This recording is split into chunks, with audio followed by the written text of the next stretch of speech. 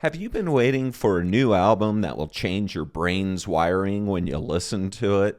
Something that's a little more Pink Floyd than Pink? Then you've come to the right place. Hi everyone, I'm Paul Crayson, and you're watching Music Mentions. Today, I'll be doing a deep dive review of Wall of Eyes by The Smile. This is a Radiohead offshoot band. Unlike most YouTube reviewers, I like to dig a little deeper into an album because as a music fan, that's the kind of thing that I look for in a review. I hope you like this approach as well. I'll quickly go over who The Smile is, some album notes, the track listing, song lengths, album title and cover, and then some general observations on the album, and then we'll dive straight into the songs themselves. There will be a brief summary at the end and my album rating. Ready? Let's dig in. So who is The Smile? The Smile is a three-member band that consists of two of the five members of the English band Radiohead. All Smile members are multi-instrumentalists. They formed over the course of the pandemic with their first album, A Light for Attracting Attention, being released in 2022. And attention it did attract, garnering uniform praise from music critics and Radiohead fans alike. The band also attracted attention through many captivating and enthralling live shows. Their sound is hard to be categorized, but it has been described as math rock, electronic, post-punk, experimental, and even jazz adjacent. By the way, their name, The Smile, supposedly refers not to a happy type of smile, but that kind of smile that comes from someone with malicious intent. So Tom York, he's 55 years old. He's the legendary vocalist from Radiohead. With The Smile, he's the lyricist and vocalist and also plays bass, guitar, keyboards, and piano in the band. Then we have Jonny Greenwood. He's 52 years old. He's Radiohead's primary guitarist and is also very well known for his movie soundtracks. With The Smile, he plays guitar, bass, keyboards, piano, and some harp. Then we have Tom Skinner. He's 44 years old. He's The Smile's drummer, percussionist, keyboards, and backing vocals. Although he's played in various bands, he's primarily known as a co-founder of the jazz outfit called Sons of Kemet. Tom first worked professionally with Jonny on Jonny's soundtrack to the 2012 Paul Thomas Anderson movie called The Master. Some quick album notes. Wall of Eyes was released on January 26th of 2024, which happens to be Tom Skinner's birthday. It's The Smile's second album, and it was produced and mixed by Sam Petz Davies. This is a notable change from their first album, which was produced by longtime Radiohead producer Nigel Godrich. The album was recorded at Abbey Road Studios in London, and the strings were performed by the London Contemporary Orchestra. Let's switch over to the track listing and some lengths. There are only 8 songs on this album. Bending Hectic is the longest song at 8 minutes and 3 seconds. Friend of a Friend is the shortest at 4 minutes and 35 seconds. Most of the songs are in that 5 to 5.5 minute range, and the total album length is just over 45 minutes. Let's move on to the album title and the cover. The album title is Wall of Eyes and is taken from one of the song titles. In the song Wall of Eyes, there are a couple of lines that make me think that what Tom is referring to is the eyes of all the people that are looking at something or someone on their phones. The lines are, down a peg or two you'll go behind a wall of eyes of your own device. The device here is possibly a cell phone. Anyway, that's my guess. The album cover was made by Stanley Donwood and Tom York. Donwood has provided the artwork to almost all of the Radiohead albums, as well as the Smile's previous album. Supposedly, he likes to work in the studio while the band is recording. During an interview for the site DIY, he said the following: I try to distill a sense of what the music conveys into the texture of the artwork.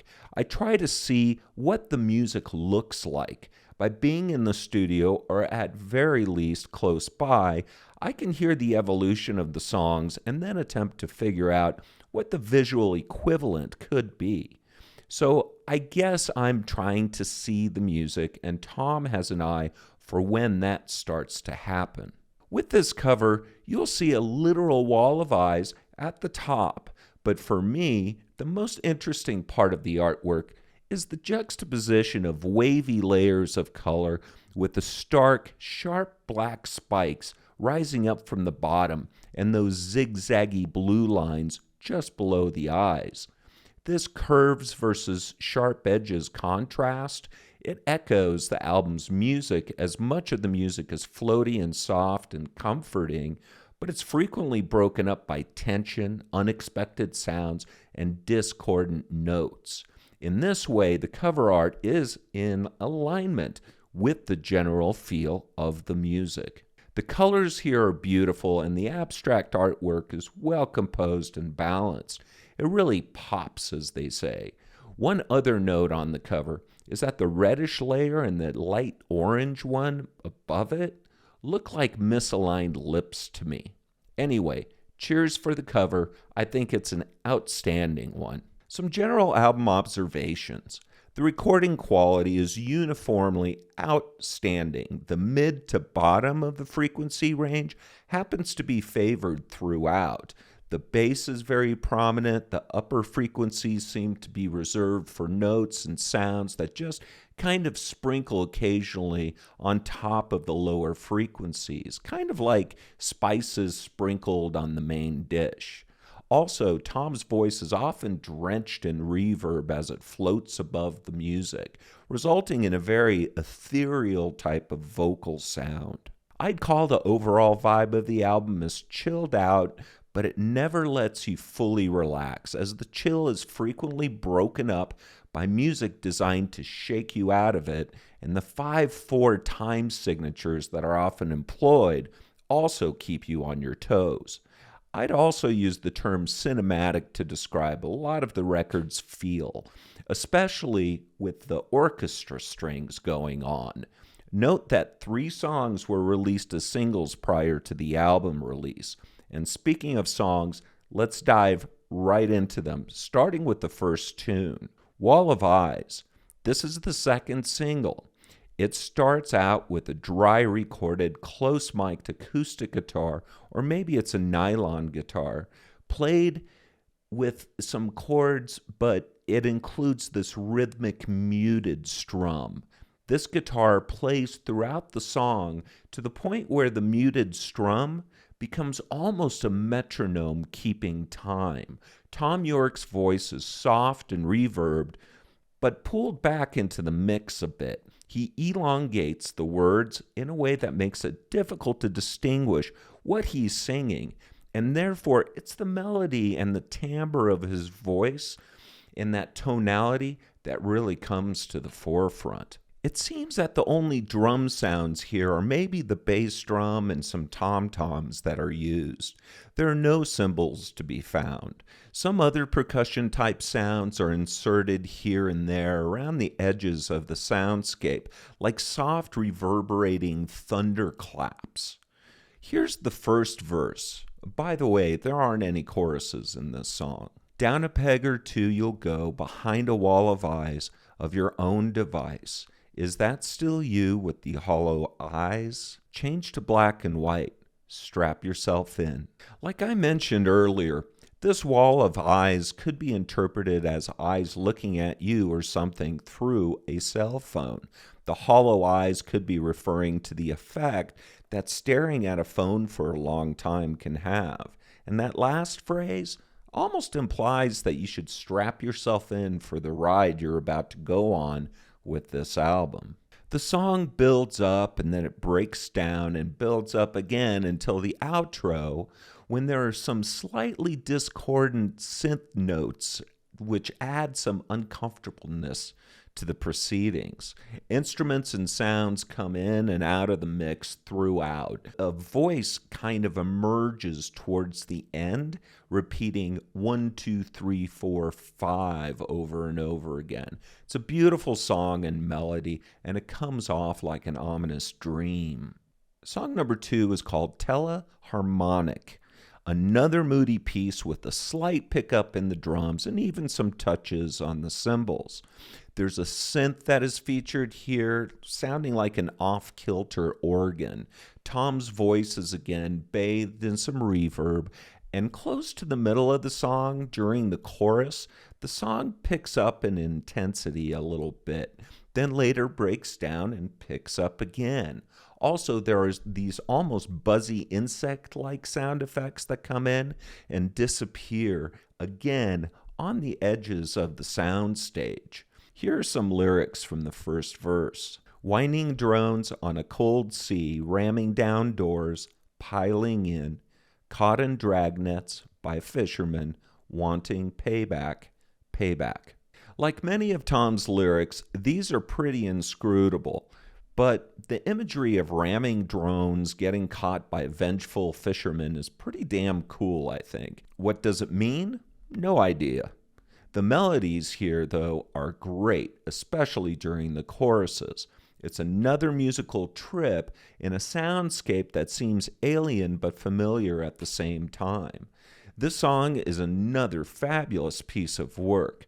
By the way, some of this tune was featured in the final episode of Peaky Blinders, the great, now classic, Netflix gangster series featuring Cillian Murphy. Song number 3 is Read the Room. This is another moody song with a sense of foreboding and unease. We pick up the pace and intensity here, particularly during the verses, with the drums more in your face and a great hypnotic circular guitar figure.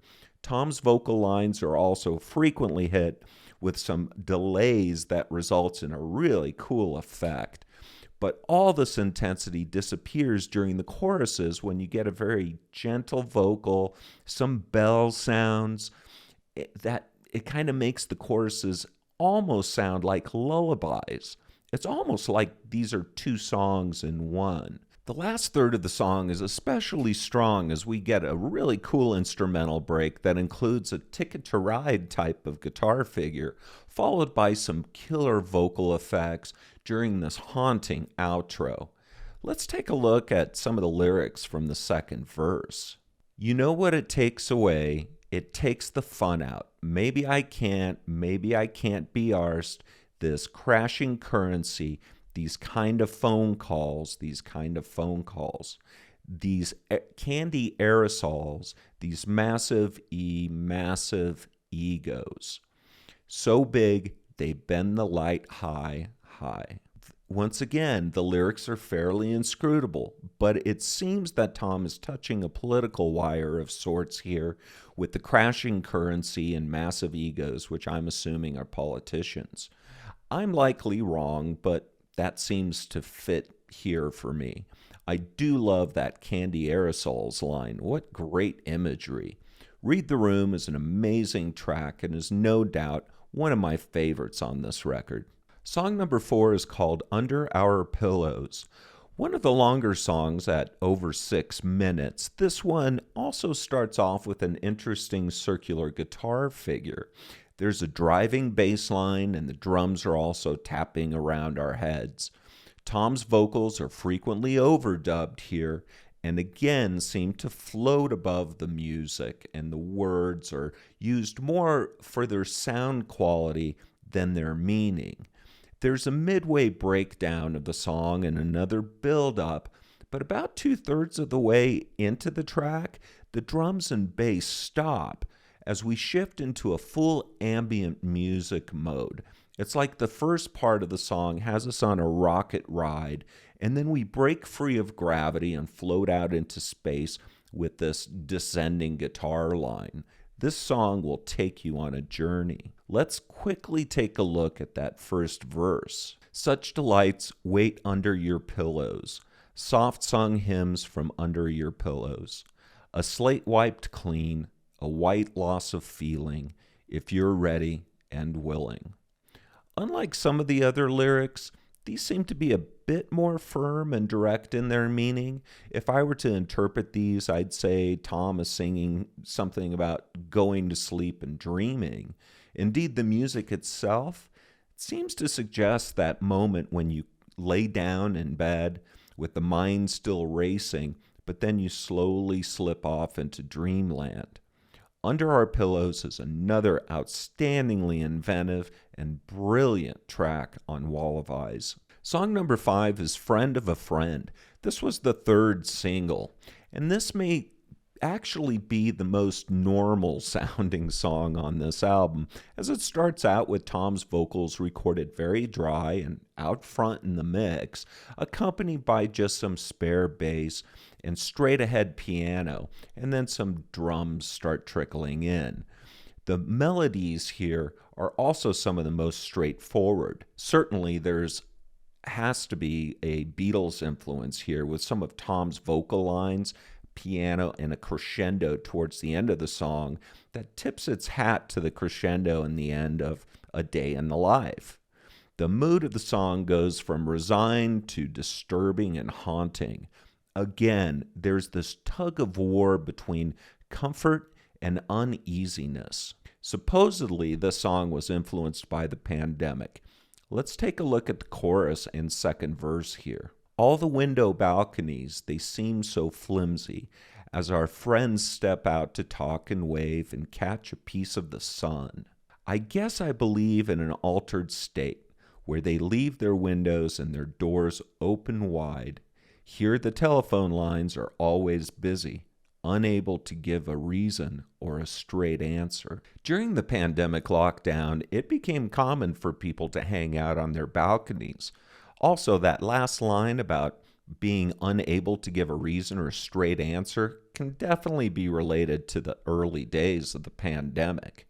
Friend of a Friend is just another superb song on this album. Song number 6 is called I Quit.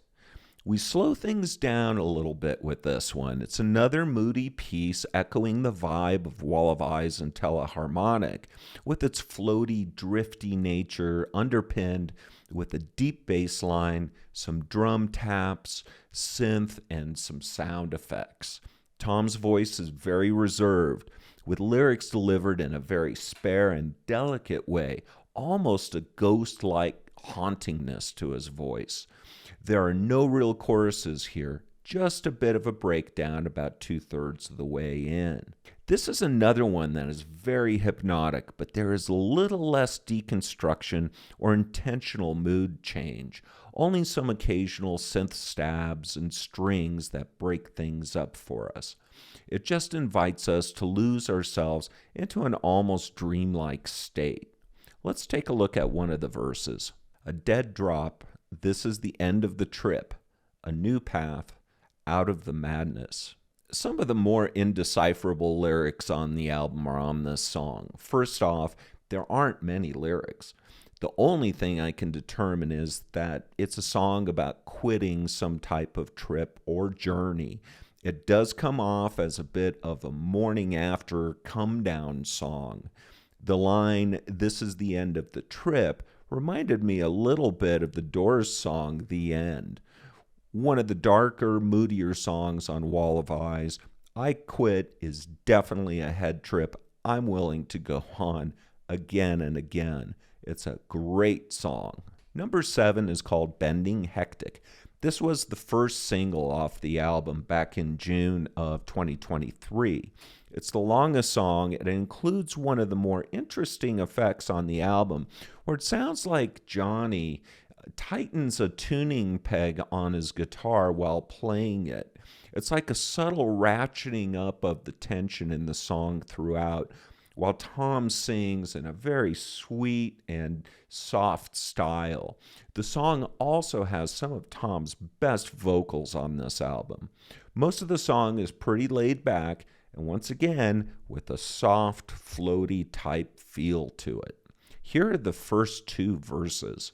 I'm changing down the gears, I'm slamming on the brakes. a vintage soft top from the 60s. We're coming to a bend now, skidding round the hairpin, a sheer drop down the Italian mountainside.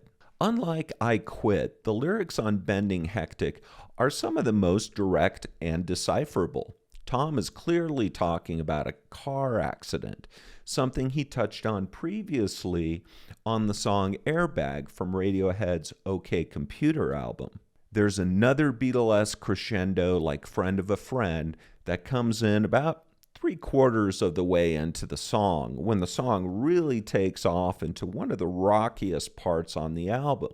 While most of the song is getting ready for the car crash, the last part is the crash itself. By the way, the song title, Bending Hectic, kind of made me think of wordplay with something like Breaking Bad, like someone is bending hectic. Anyway, I thought I'd throw that in. With the instrumentation, strings, and lyrical imagery, this song definitely lives up to the term cinematic. It's another album highlight. Song number 8 and the last song is called You Know Me. It starts off with some delicate piano and intermittent drum taps as Tom's falsetto vocals come in. Another slow mood piece and a slow builder, echoing back to the vibe of those first two songs. Tom's vocals are a highlight here, and I describe them as having a very much a lullaby quality to them. I'd also describe them as very haunting. Here's the first verse. You with your X-ray specs, you can see inside of me, or not. I'm a boxer on the ropes. You are standing in my light. You've wound yourself around me like you know me. These lyrics seem to imply that someone thinks they know Tom really well, but they really don't. Could be a message to the music media or fans as they continue to dig into his personal life for clues about him. This song comes off like it knows it's the final movement in a song cycle, almost like a coda that is meant to give us some closure to the trip we've been on. It's a beautiful and spare song and a lovely way to end this record.